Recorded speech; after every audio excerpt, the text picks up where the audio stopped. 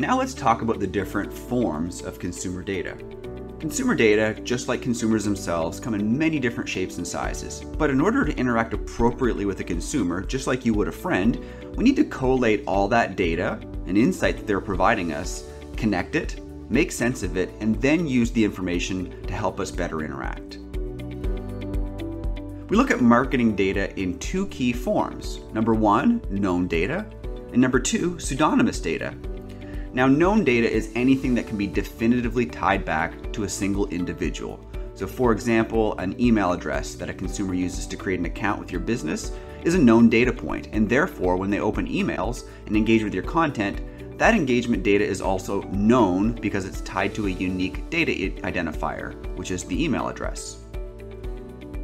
Now, pseudonymous data is personal data that cannot be tied to a specific data subject without additional information that has been stored separately with technological measures to ensure that the data is not combined with that additional information.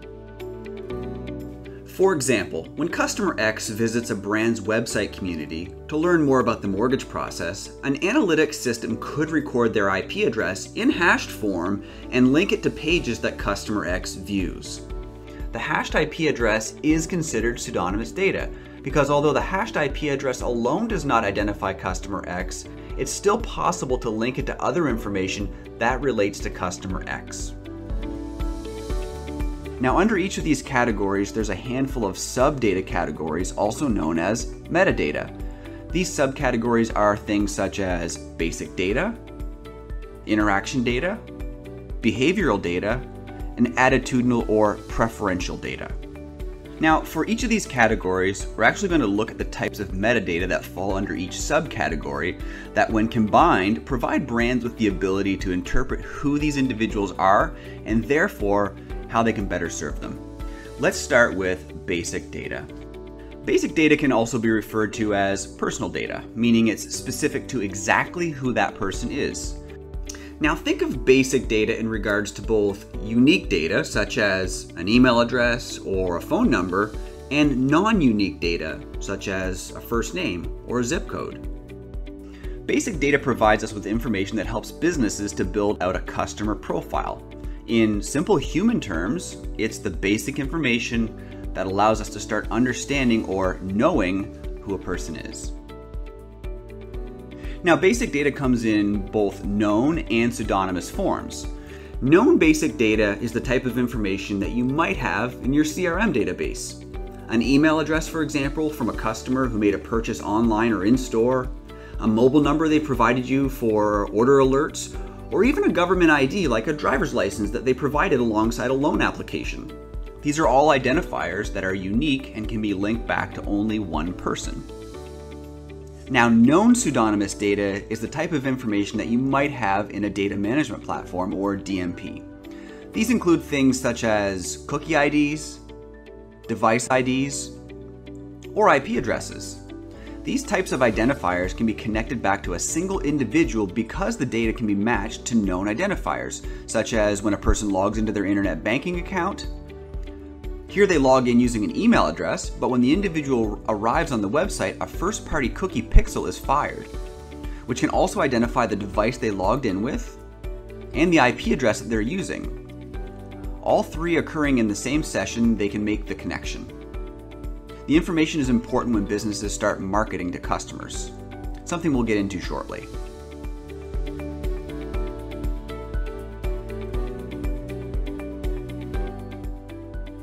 Now let's focus on interaction data.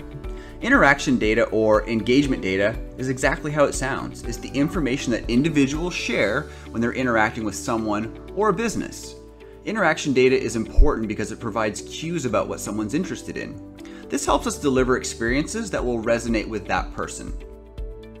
Now let's look at a real life example again. Now let's say that you're out to dinner with a friend and they mention that they're desperate to see a big show on Broadway. Well, this is interaction data. It's information received from an interaction or engagement with someone or something that can guide future encounters. Following dinner, you decide that because you like your friend, you're going to buy them a ticket. The next day, you call your friend and let them know that they're going to go see the show with you next week. What do you think this does for the relationship?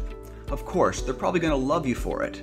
Not just because it's a free ticket to a Broadway hit, but because you remembered something that they were overtly interested in and used that information to provide an experience that they wanted.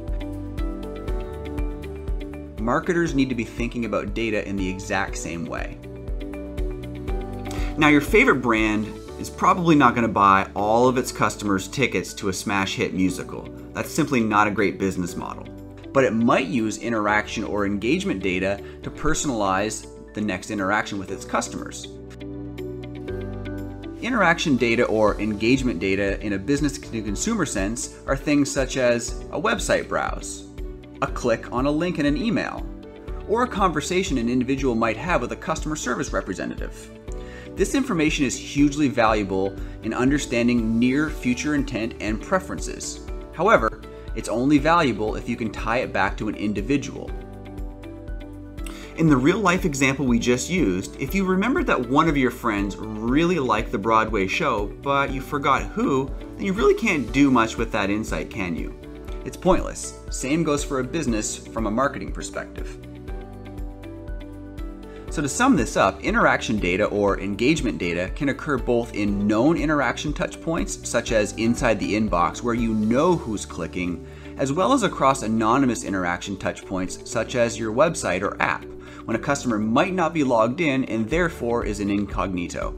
Connecting two different interactions to a known profile is imperative to understand your customers. Again, we'll dive a little deeper into this shortly.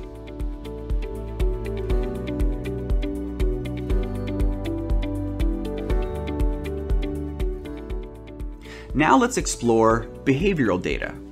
So you're probably thinking this seems awfully similar to interaction or engagement data. And look, you're right, there are certainly some synergies. But behavioral data takes engagement and interaction data a step further and allows you to map out the affinities of an individual based on things that they've said or done. In real-life relationships, behavioral data can be represented by actions a person has taken or takes regularly that shows characteristics or the type of person that they are. Someone who runs every week is probably a runner, as it's a behavior that remains consistent. Someone might tell you that they love to read, and then you visit their home and they have an entire wall dedicated to books. This is behavioral data. Behaviors allow us to recall information about someone or something through categorization. This allows us to know more about their likes broadly without storing every specific detail. In a business sense, behavioral data is the sum of engagements and interactions over time. If someone opens 50% of the emails a company sends, well, we know that they're an active email user. If someone pays off their credit card every month, we can interpret fiscal responsibility as a behavior. And if someone buys running shoes and running tights on a regular basis, we can infer that they have an interest in running. Now let's flip back a few pages to the example of your friend who raves about books and has an entire wall dedicated to them. Knowing this behavior about them means that we can add more value to the relationship. For instance, when that friend's birthday comes up, knowing that they're an avid reader allows you to provide more value. How? Well, by using the knowledge that of their reading behavior to purchase them books by authors that you know that they love.